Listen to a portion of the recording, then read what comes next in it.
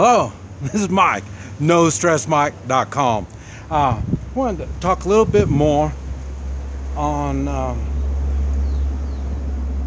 friends and friendships.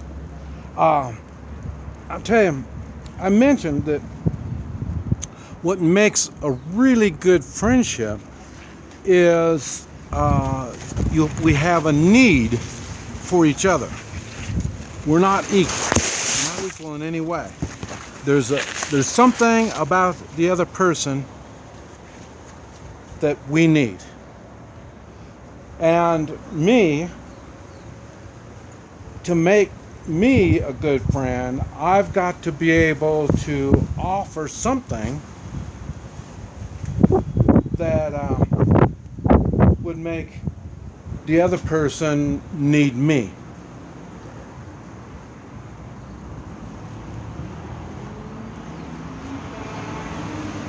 Now,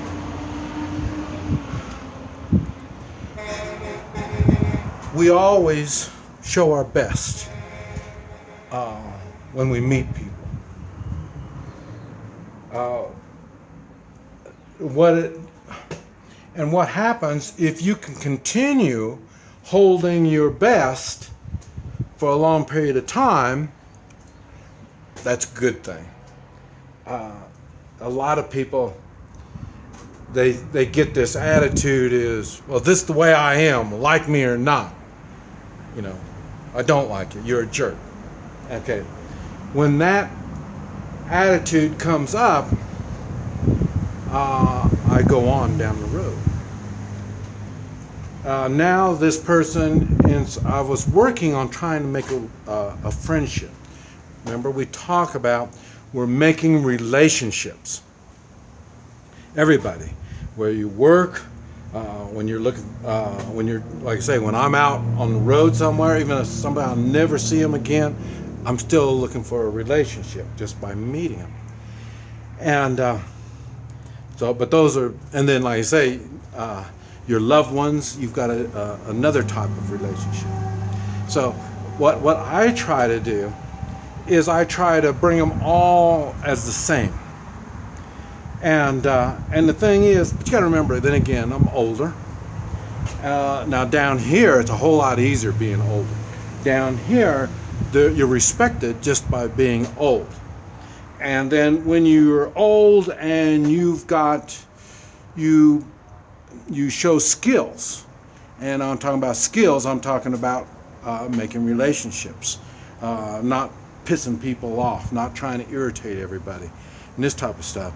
Then that they're more open to a relationship.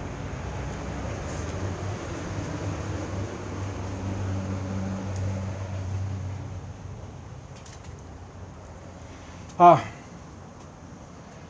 I say, what happens, the longer you get to know somebody, there's going to be faults. And there's nobody's perfect. There's going to be faults all the time. It's not that big a deal. Now, where it becomes a big deal was when they let their faults overwhelm the good qualities this person has. Like I say, we all have faults. Now this, I'll tell you, this is one of the things that really gripes me a lot.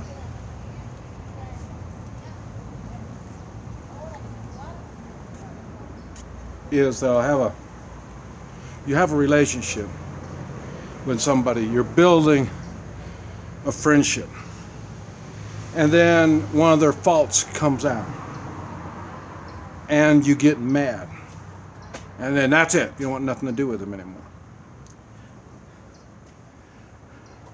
The first thing, you're not going to make a good friend when you have that type of response. A friend, if you're looking for, in this relationship, if you're looking to make a friend out of it, you find that they will eventually show their faults. I do too. We all show our faults. And what you do is you find a way to help these people make that fault Well, first thing, help them so they can control it. Because we all have our faults, so you just have to control it.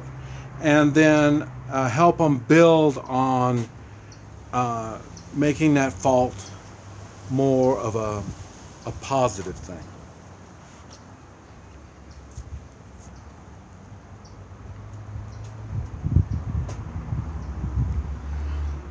I fight a lot.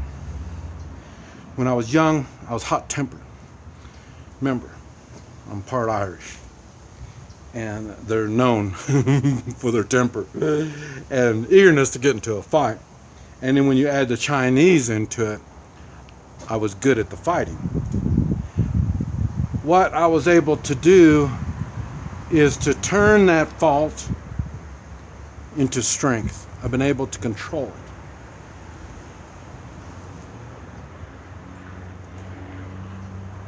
There's a time I let my temper blossom.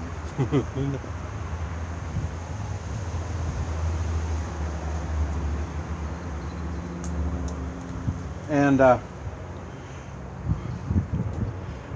most don't realize it, but when you are in a fight and you're outnumbered and you're outgunned, it's a good time to be stubborn. It's a good time to have a temper, and it's a good time to lose control of all that. Like I say, my specialty is more me against everybody. So in other words, I don't have to worry about hurting anybody that I'm having a relationship with.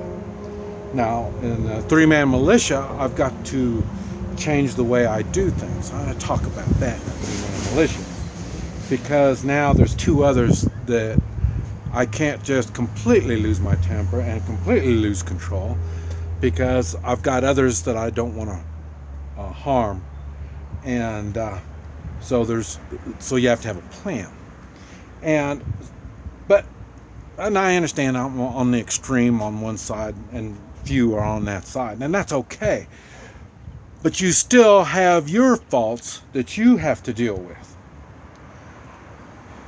And like I say, if a friend will stay with you once your fault shows, that doesn't mean it's okay for you to use that fault and flaunt it. No. Because eventually your friend will have enough, have a belly full of your fault, and move on. But your friend will stay there with you, and hopefully, if he's a good friend, he'll help you deal with it, get through it.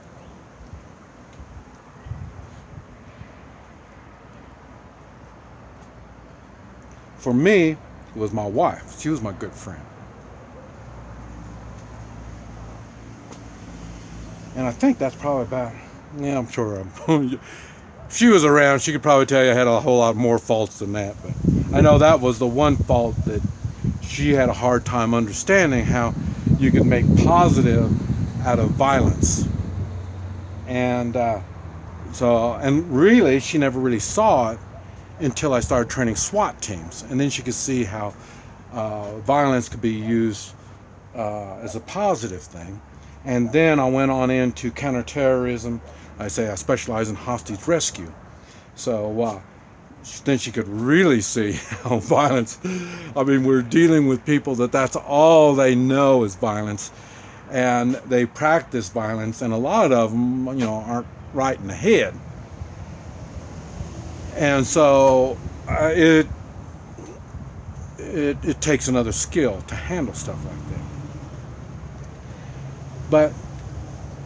That's what you should be looking for in your friend.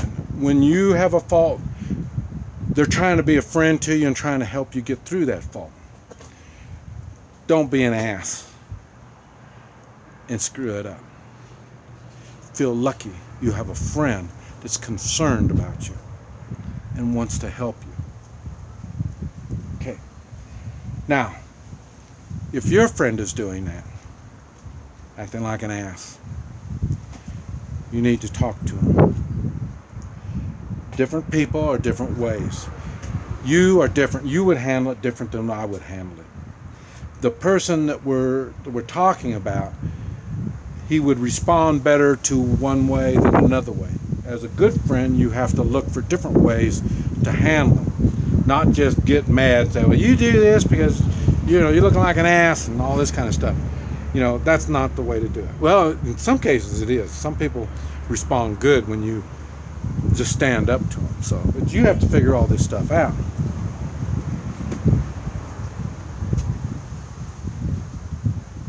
And as a good friend, you will. Because you're building a relationship, a good friend relationship. Now, if they continue or they go beyond what you're capable of handling, the relationship you have will not be as a friend. And I've got those. I say I've got drug dealer friends. I've got contractors. I've got people a little weird. And, well, friends might be a little loose term for using them, because I say they get to a point, and I let them know when I am around, you don't do certain things. I talk about morals. That's where morals comes in. When I'm around you, I expect you to show me your morals. Show me what you're capable of. I'm not saying you're going to be living a lifestyle like that all the time, but when I'm here, you will be. In other words, you're not going to be hurting people and acting like a jerk when I'm here. And if our relationship is strong and they want to be friends with me, they will. They will change when I'm here. I've had other people tell me, well, when you're here, so-and-so acts a whole lot better. And that's okay. I don't expect you to change everything about you just because I say or I think this is good or bad or stuff like that. No. But I do have a certain standard that I have for my friends. And if you want to be my friend, and I've got things to offer you. I told you about the Hoi Chi, take away pain. There's a lot of people that really hate me, but just that one skill, I can take away their pain whenever I see them. They go out of their way to be really nice when I'm around.